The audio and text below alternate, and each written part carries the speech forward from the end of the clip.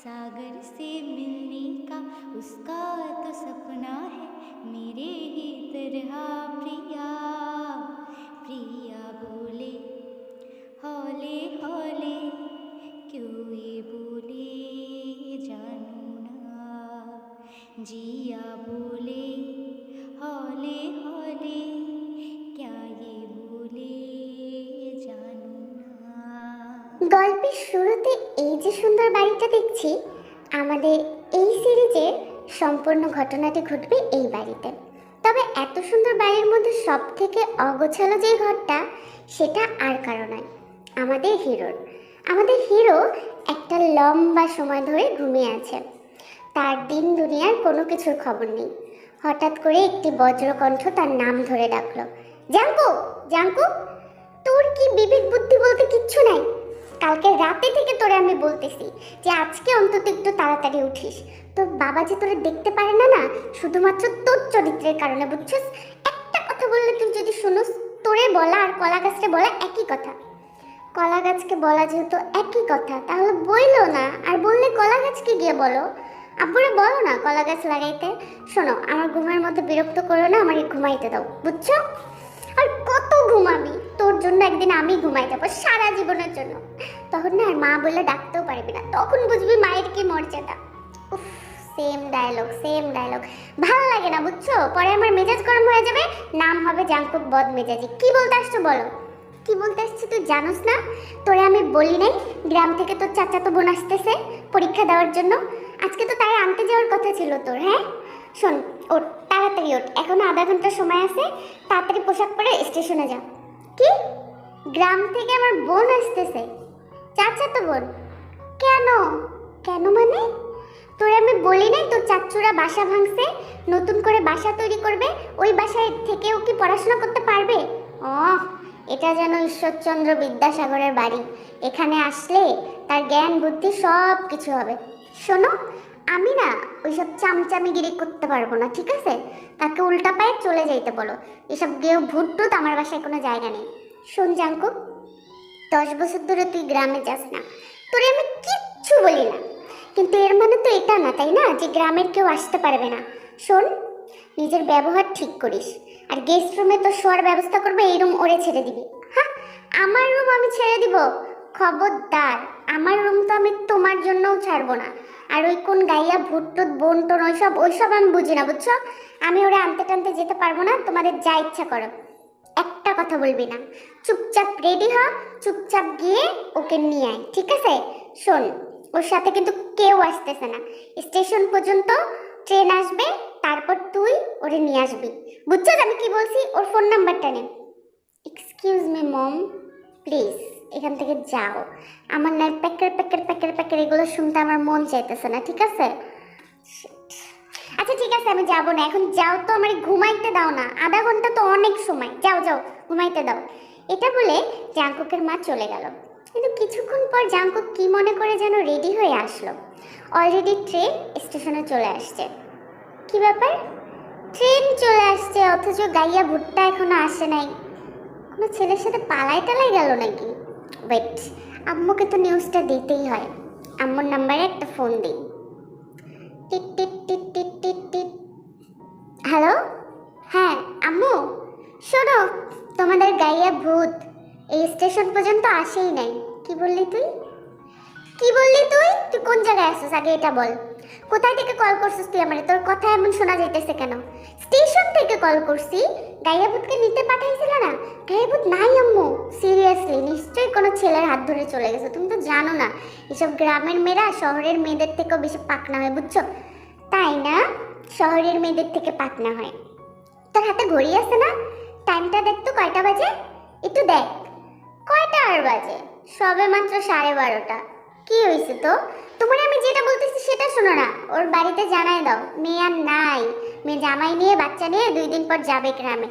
একটা থাপ্পড় দিয়ে তোর সব দাঁত ফালাই দেবো, ফালতু কোথাকার। তোর যাওয়ার কথা ছিল 8টার সময়, তুই গেছিস 12:30টায়। ভাগ্য ভালো মেয়েটার সাথে একটা ফোন ছিল, ফোনে ফোনে আমি বলে দিছি, তারপরে আসছে। তোর আশায় থাকলে তো ওরে কেউ ধরে বেঁচেই দিত। জাকুব, তুই কি কোনোদিন মানুষ হবি না? ও ও সরি সরি, আসলে আমার আসলে এগুলো এত কিছু খেয়াল থাকে না। আচ্ছা ঠিক আছে, শোনো, আসছেই যেহেতু আর কি, রাখলাম আমি। এটা বলে জাংকুক ফোনটা রেখে দিল। একটা লং টাইম পর্যন্ত জাংকুক বাসায় আসলো না। ও বুঝতে পারলো এই ঘটনাটা নিয়ে অনেক ঝামেলা হবে। একদম ঘুটঘুটা অন্ধকার, মানে তখন অলরেডি রাত 12টা বাজে। তখন চুপি চুপি জাংকুক বাসায় ঢুকলো। বাসায় ঢুকে কারোর সাথে কোনো কথা না বলে ডাইনিং টেবিলে সাজানো যত খাবার আছে সে নিয়ে খাওয়া শুরু করলো, একদম বেহায়া, বেশরম, বেলজ্জার মতো। জাংকুক প্রতিটা খাবারই একটু একটু করে টেস্ট করছে যে সে কোন খাবারটা একটু বেশি খাবে। তখন খাওয়া অবস্থায় হঠাৎ করে জাংকুকের পেছন দিয়ে তার মা এসে দাঁড়ালো। দাঁড়িয়েই জাংকুককে টোন দেওয়া শুরু করলো। কি রে, গিলতে লজ্জা করতেছে না? এই রাত 12টার সময় তুই কোথায় থেকে আসছিস? হ্যাঁ, তুই একটাবার আমার ফোন দিয়ে জিজ্ঞাসা যে মেয়েটা কিভাবে আসলো, কেমনে আসলো, আবার এসে তুই খাইতেছিস? হ্যাঁ, তোর লজ্জা করে না? খাইতে আবার লজ্জা কি? হ্যাঁ, আমি কি জামা কাপড় খুলে কোনো আকাম করতেছি নাকি যে আমার লজ্জা লাগবে? খাবার আছে, আমি খাচ্ছি। খাবার তো খাবারই জন্য, তাই না? আর খাওয়ার সময় অ্যাটলিস্ট টোন মারো না, থালা বাসন ভাঙতে না আমার আর ভালো লাগে না। অলরেডি তোমার শোকেস ফাঁকা, আমারে প্লিজ খাইতে দাও, ঠিক আছে? খেতে দাও। ও আচ্ছা, তাই না? যেই মেরে গাইয়া ভূত বললি, যেই চাচি গাইয়া ভূত, চাচা গাইয়া ভূত, তাদের বাসা থেকে আটা পিঠা পায়েস এগুলো খাইতে তো লজ্জা করতেছে না? গু খাতি গু, বুঝছস? এগুলো থো তুই থো। আশ্চর্য আম্মু, ওরা নিয়ে আসছে তো কি হয়েছে?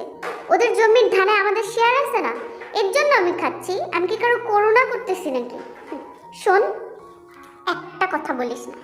আমি না চাই না তোর আপন ছোট চাচাতো বোনের সামনে তোরে থাপড়াইতে। থাপড়াইয়া লাভ কি? তুই এমন পোলা, তুই আমার গায়েও হাত তুলতে পারোস। ধুর, তোমাদের এইসব ফালতু কথা শুনতে না আমার ভালো লাগে না। দূর, খাবোই না আমি। এটা বলে জাংকুক প্লেট টেলের সব কিছু ভেঙে চুরে একাকার করে সে তার রুমের দিকে রওনা হলো। জিনের কিছুই বলার ছিল না, চুপচাপ নিজের ছেলের দিকে তাকিয়ে রইল। কারণ জিনের সাথে এই ঘটনাগুলো নতুন ঘটছে না, এটা সবসময়ই ঘটে। অন্ধকারে জাংকুকের মেজাজটা অনেক খারাপ। আর মেজাজটা ঠিক করার জন্য জাংকুক যেটা করে সেটা খুবই খারাপ কিছু। Jungkook cigarette জ্বালাচ্ছে। ঘুটঘুটা অন্ধকার রুমে সে মনের সুখে সিগারেটে টান দিচ্ছে। হঠাৎ করে জাংকুক লক্ষ্য করলো কেউ একজন তার রুমের ভিতরে ঢুকেছে। রুমে ঢুকে কিছু একটা খুঁজছে। জাংকুকের খুব সন্দেহ হলো, কারণ তার বাবা মা তো রুমের সব কিছুই জানে। কাছে যেতেই হঠাৎ কেউ একজনের সাথে জাংকুকের ধাক্কা লেগে গেল। জাংকুক নিজের পকেট থেকে ফোনটা বের করে ফ্ল্যাশটা অন করেই সেই মুখটার দিকে ফ্ল্যাশ লাইটটা ধরা মাত্রই আমাদের নায়িকা নিয়েছি।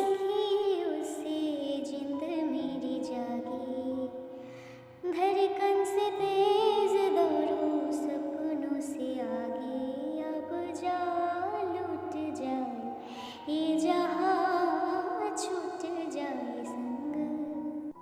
আমি আমি আমি তে তে ভাইয়া আমাকে বই কেন না? আমি তে আপনার চাচা তো প্লিজ আমাকে বই কেন না? হঠাৎ করে জিন জাংকুকের রুমে আসলো।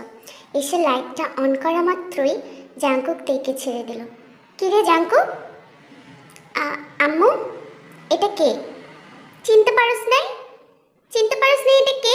এইতে যা তোর ভাইয়ার পায়ে ধরে সালাম কর, এটা তোর জাংকুক ভাইয়া, বুঝছস? তে কোনো কথা না বলেই মাথায় ঘুমটা দিয়ে গ্রামের একটা ভদ্রবের মতো জাংকুককে সালাম করতে গেল। আর জাংকুক মোটেই এগুলো পছন্দ করে না। একটা থাপ্পড় দিব ধরে। সালাম করতে আসছিস মানে গাইয়া ভূত, এই যুগে কেউ সালাম করে নাকি? মা, এই গাইয়াটারে আমার চোখের সামনে থেকে সরাই রাখবা, আর আমার রুম থেকে ওকে বের করো। বের করবো মানে? ও একটা মেয়ে মানুষ, ওরে আমি এই রুমে থাকতে দিছি। তুই যা না, গেস্ট রুমে থাক, সমস্যা কি? তোর কোনো সমস্যা আছে? আমার অনেক সমস্যা আছে, ঠিক আছে? পোশাক আশাকের কি ছিঁড়ি, ছি, মানে 10। শোনো মা, আমি কোনো রকম কথা শুনতে চাই না। আমি জাস্ট এই নমুনাটারে আমার সামনে দেখতে চাই না। আমার সাথে এরকম কেন করতেছেন ভাইয়া? আমি কি কোনো ভুল করছি? আমি তো কিছু করি। আচ্ছা ঠিক আছে, ঠিক আছে চাচি, আমি গেস্ট রুমে থাকবো। কি মনে হয় তোমাদের, জাংকুকের সাথে তের প্রেম আদৌ কি হবে, নাকি এবার পুরো গল্পটা উল্টে গিয়ে অন্য কারোর সাথে অন্য কারো মিল হবে? কি মনে হয় তোমাদের?